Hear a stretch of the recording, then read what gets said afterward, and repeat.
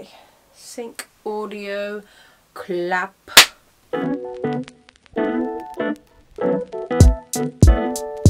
Hello, it's me.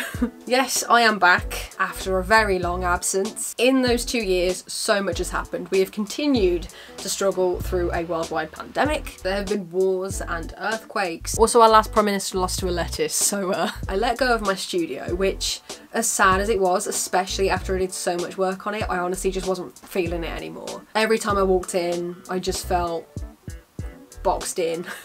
For lack of a better term. First I was sad about it, then I realised that letting go of my studio is actually the best thing that I could have done. Because now I have the freedom to work wherever I want, be it on location or hiring a studio, and that suits me a lot better, actually. Plus, the guilt of paying rent each month on a space that I was barely using was eating away at me. It was like my own version of the telltale heart just beating under the floorboards. But there have also been some positive changes. So, for example, I moved in with my boyfriend, and it means that I have the space to do all of this and film again. But the point of this video, I decided that I was sick of myself. The problem with me is that I have just been sat here for a while expecting things to come to me.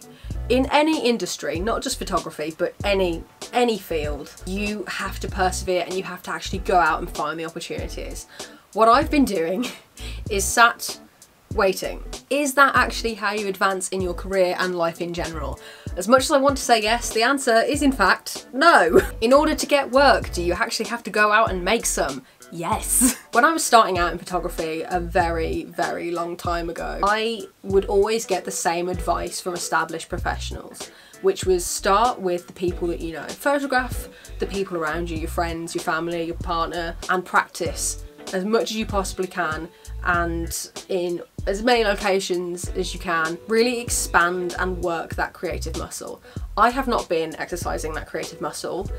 In fact, I haven't really been exercising any muscles. I get out of breath from thinking too hard now, honestly. And I feel like I've been in such a brain fog for so long that everything I do has an element of slowness. Clap. I'm gonna get myself out of this rut. You can join me if you want to, but I am going to do 5 portraits in 5 days. And if I don't do that, then something terrible will happen, like the world will end, or I'll be forced to wear busy florals or something. So that is the challenge.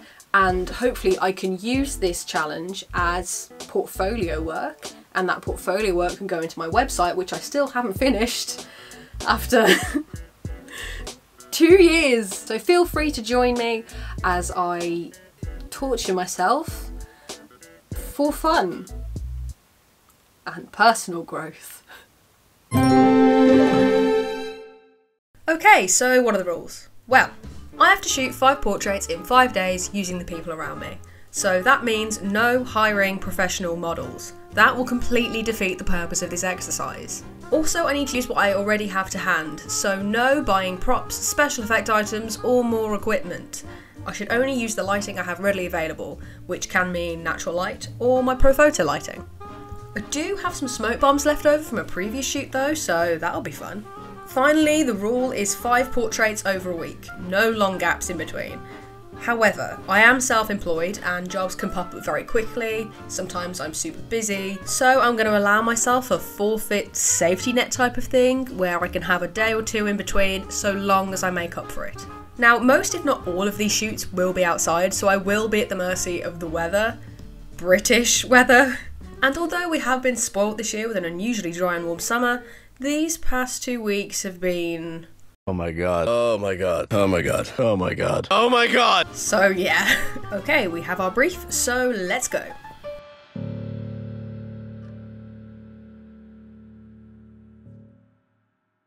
Hello, this is Future Emma here to talk you through all about my 5 shoots. Actually, 4 shoots, but we'll get into that later. So the first day I went with my friend Vicky to Hartlebury Common in Worcestershire, I think. We walked for a little bit into the common itself until we came across this huge tree and it looked so cool. And for this shoot I wanted it very open but also quite ethereal and atmospheric, and I did mention that I had smoke flares. I've used these for shoots before. So they do let off a fair amount of smoke. It's not so bad. It does hang around for a little while, but because it's fairly windy, I really have to time it right. But of course, you can't really predict the wind. I could let it off over there behind the tree. It will come this way. That's what it said not to do. No, I'll be there. Hang on. It literally said don't do that. No, it's not what I meant. We'll let it off here so the wind goes that way. You'll be there in the tree. I will run and take some photos. Okay. Yeah? Yeah. I'm going to take a few test images without the smoke. Mm-hmm. So I know exactly where I'm going to be standing, which angle I'm going to shoot from, because as soon as the smoke is let off, I'll have a very small window in which to capture the images. We'll see how it goes. Yeah, okay, let's go. And I thought if I could shoot sort of down low and get her up in the branches and set some smoke bombs off, we could get something really cool. However, I did have some trouble with the smoke flares. The first one didn't go off at all. That didn't work at all. Did it not work? No. I'm gonna have to get the other one. Oh no. What are we going to do with it? But the second one, which did go off successfully, I positioned in a way where the tree was blocking a lot of it from getting to Vicky, so it would just be all in her face, but it would drift sort of behind and up within the branches.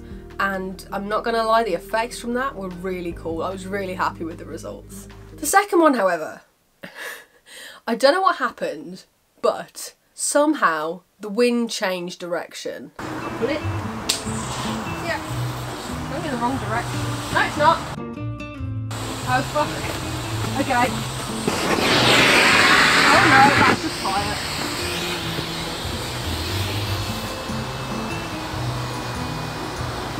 That'll do. Go! I'm coming! I'm ready! Okay. We got this. Twice. Because the wind decided it was going to change direction. Oh.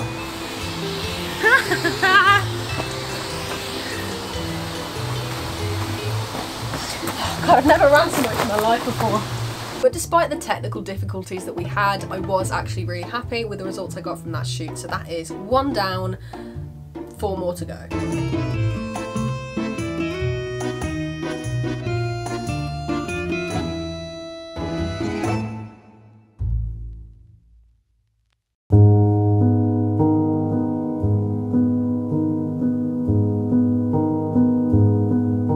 Second day I went to a wooded area in Birmingham with my friend Amber. Now Vicky is sort of very botanical themed because she owns a plant shop, and nature and sustainability is all very much part of her brand and her lifestyle. Amber is much more ethereal, witchy, kind of supernatural, and I wanted to capture that without it being cheesy or cliche or kitsch in any way. And I was also well aware that I was shooting in another woodland space. I didn't want it to be similar to the one that I did the day before, and the point of this challenge is to push myself using different locations, different setups, different light, and if I just shot in the woods all week, it would kind of defeat the point. So we went into a much more dense wooded area, lots more greenery, foliage, whereas the previous one was a lot more open behind. But I knew that that wasn't going to be enough, so what I did do is take a hand-painted backdrop with me that I was going to set up behind Amber so it kind of breaks up the space a little bit. And I really love portraits that do that, where it's just on location. It could be a field or a beach or in the city somewhere, but they have a backdrop in the middle to put the person in front of, but you can still see all the surrounding imagery. I really like that. I think it's a very interesting look. So I took inspiration from those kind of images, and that's what I did. Once again, I only used natural light, however I wanted it to be quite moody, so I was very careful where I placed the subject, particularly where the canopy of trees was concerned. Because you don't want it to be too shaded, you also don't want it to be too bright and open, otherwise it looks very flat. So this was a much more challenging portrait in that sense compared to the first one. However, once again, I was really happy with the images.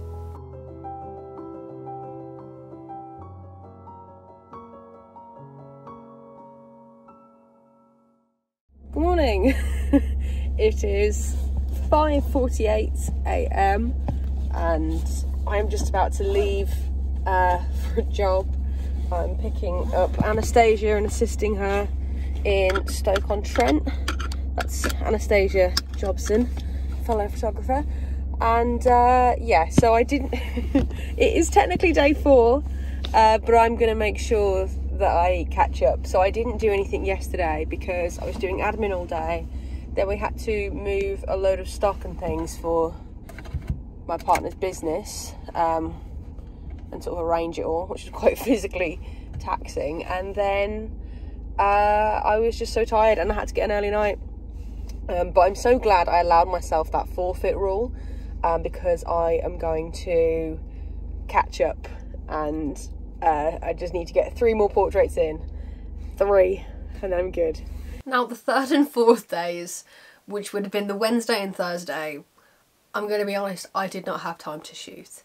And I'm so glad that I set myself the forfeit days. I don't know if I can call them forfeit days. That meant I had to cram in a bit of extra work to make up for it.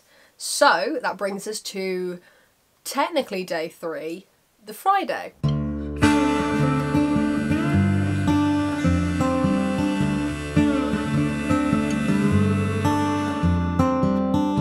On Friday I photographed my brother James.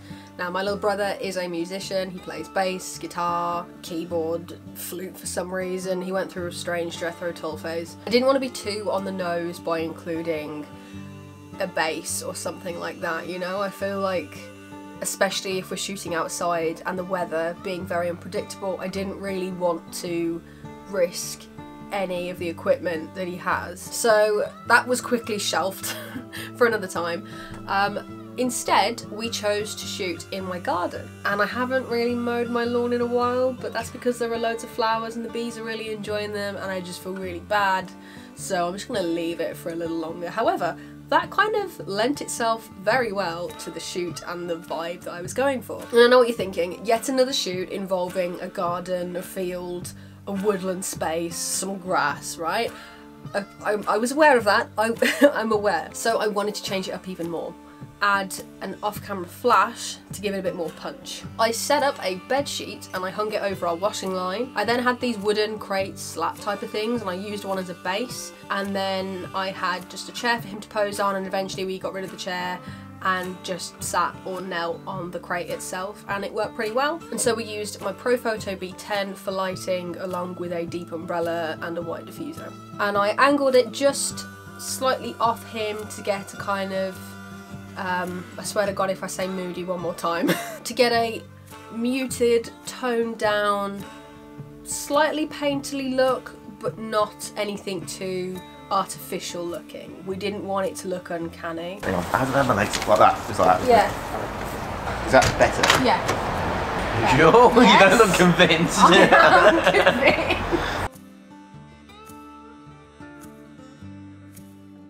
I got quite a few images out of this setup and it worked really well until of course it started raining, and then it was a mad dash to get everything inside the house.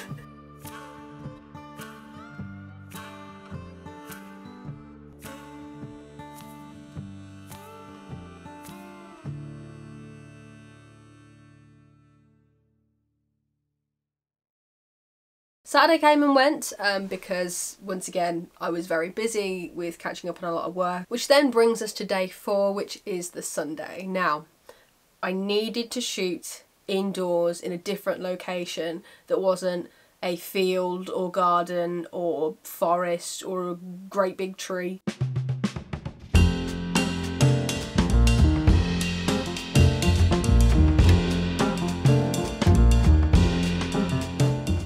I needed to shoot somewhere else, somewhere that kind of meant I was really thinking outside the box. It would be a completely different lighting situation. Maybe I'd have to work with an indoor scene with lots of furniture and scenery.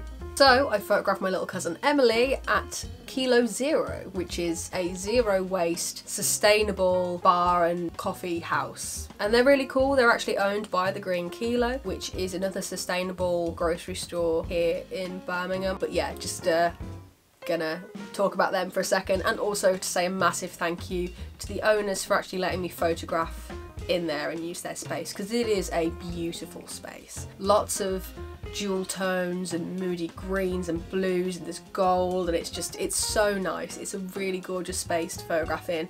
Not to mention, you've got these beautiful high windows, which means you get a lot of natural light streaming in. I wanted to take advantage of that natural light, but I brought my B10 anyway, just in case, and I did use it for a few shots. I don't know if it was how I was using it, the angle or whatnot. Even though the images, they looked kind of cool, it just wasn't really having the desired effect that I wanted it to. So I scrapped my off-camera flash altogether and went for the natural light coming in from the windows, and I'm so glad I did, because it just looked so much better. And once again, I had a full set of images that I was really pleased with, and I was able to think outside the box and improvise a little bit. I quite liked the fact that I went for a more editorial shoot this time, as opposed to stand there in a field and look serious. And you know, I noticed myself beginning to fall into that pattern, so I steered myself away from it, because the whole point of this exercise again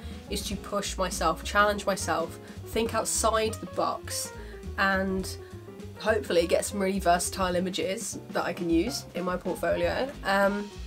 And yeah.